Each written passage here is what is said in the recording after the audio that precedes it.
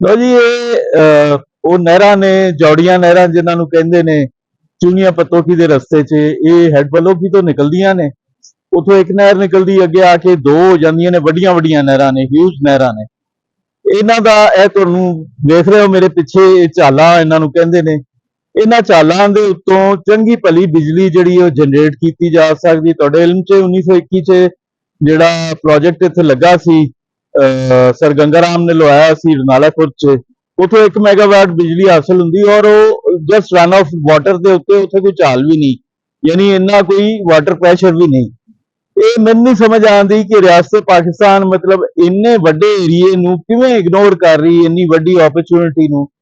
ਤੇ ਇੱਥੋਂ ਹੀ ਆ ਕੇ ਨਾ ਉਮੀਦੀ ਹੁੰਦੀ ਸਾਨੂੰ ਪਾਕਿਸਤਾਨੀਆਂ ਨੂੰ ਕਿ ਇਹ ਸ਼ਾਇਦ ਤਰੱਕੀ ਕਰਨਾ ਹੀ ਨਹੀਂ ਚਾਹੁੰਦੇ, ਔਰ ਇਹ ਸ਼ਾਇਦ ਆਵਾਮ ਨੂੰ ਰਿਲੀਫ ਦੇਣਾ ਹੀ ਨਹੀਂ ਚਾਹੁੰਦੇ। ਇਸ ਦੌਰ 'ਚ ਜਦੋਂ ਬਿਜਲੀ ਹਰ ਕਿਸੇ ਵਾਸਤੇ ਮੁਸ਼ਕਿਲ ਹੋਈ ਪਈ, ਸਪੈਸ਼ਲੀ ਮਿਡਲ ਕਲਾਸ ਵਾਸਤੇ ਉਹਦਾ ਬਿੱਲ ਦੇਣਾ ਉਹਦੇ ਵਾਸਤੇ ਇੱਕ ਅਜ਼ੀਅਤ ਬਣ ਚੁੱਕਿਆ ਹੈ, ਔਰ ਪੂਰਾ ਪੂਰਾ ਜ਼ਿਲ੍ਹਾ ਜਿਹੜਾ ਉਹ ਚੋਰੀ ਦੇ ਵਿੱਚ ਮੁਲਵਸ ਨਿਕਲਦਾ ਹੈ। ਤੇ ਕਿਉਂ ਨਾ ਇਹਨੂੰ ਸਸਤਾ ਕੀਤਾ ਜਾਏ, ਔਰ ਐਸੀਆਂ ਥਾਵਾਂ ਦੇ ਉੱਤੇ ਅਗਰ ਇਨਸੈਂਟਿਵ ਵੀ ਤੁਸੀਂ ਦੇਣਾ ਹੈ ਇੰਡਸਟਰੀ ਨੂੰ ਵੀ, ਤੇ ਐਸੀਆਂ ਥਾਵਾਂ ਤੋਂ ਬਿਜਲੀ ਜਨਰੇਟ ਕਰਕੇ ਇਨਸੈਂਟਿਵ ਦਿੱਤਾ ਜਾਏ ਕਿ ਜਿੱਥੋਂ ਤੁਹਾਨੂੰ ਸਸਤੀ ਬਿਜਲੀ ਹਾਸਲ ਹੋਵੇ।